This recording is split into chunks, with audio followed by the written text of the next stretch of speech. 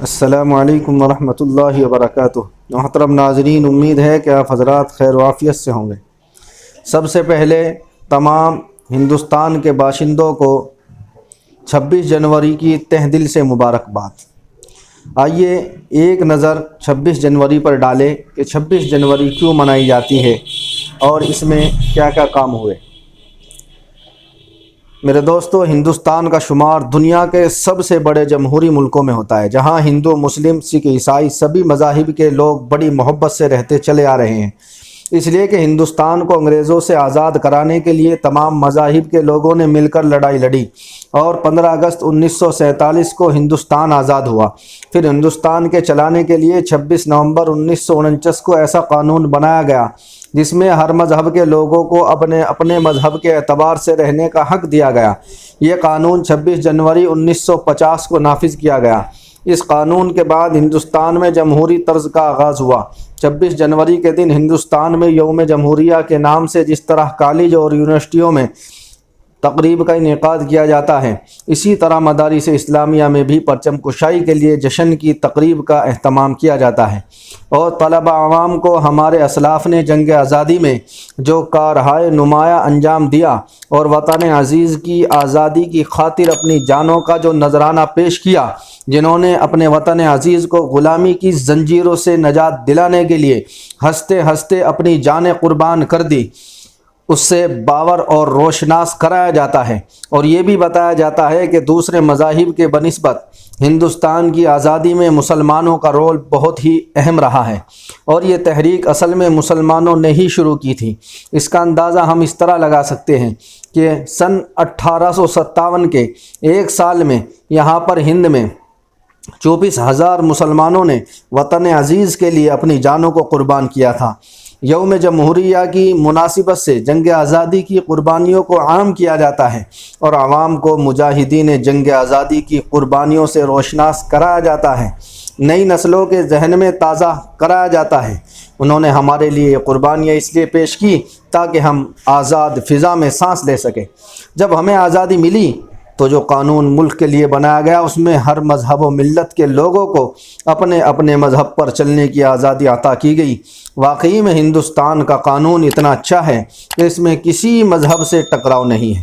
اس میں بتایا گیا ہے کہ یہ ملک مذہب کی بنیاد پر حکومت نہیں کرے گا، اس لیے دستور کی 42ویں ترمیم کی روح سے ہندوستان کو سیکولر اسٹیٹ کہا گیا، جہاں ہر مذہب کا مساوی طور پر احترام لازمی قرار دیا گیا ہے۔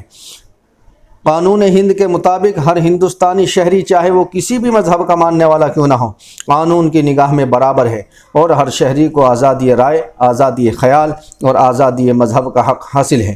دستور ہند میں اقلیتوں کو بھی ان کا حق دیا گیا ہے کہ وہ اپنے علیحدہ تعلیمی ادارے قائم کر سکتی ہیں، اپنی تہذیب و تمدن اور زبان کو فروغ دے سکتی ہے اور اپنے مذہب کی اشاعت کر سکتی ہے۔ لیکن افسوس ہوتا ہے کہ برابری حقوق کے باوجود بھی آج مسلمانوں پر ظلم و ستم ڈھائے جا رہے ہیں، کبھی گھر واپسی کے نام پر، کبھی لو جہاد کے نام پر، کبھی گائے کے نام پر، کبھی NRC کا خوف دلا کر ظلم کیا جا رہا ہے، کبھی مساجد کی اذان پر سوال اٹھایا جاتا ہے تو کبھی بھارت ماتا کے نعرے لگانے پر زور دلایا جاتا، کبھی کچھ شدت پسند تنظیموں کے ذریعے اپنے مذہبی نعرے لگوانے پر مسلمانوں پر ظلم کیا جاتا ہے۔ اس کے باوجود کسی شر پسندوں کے خلاف کوئی کارروائی نہیں ہوتی ہے۔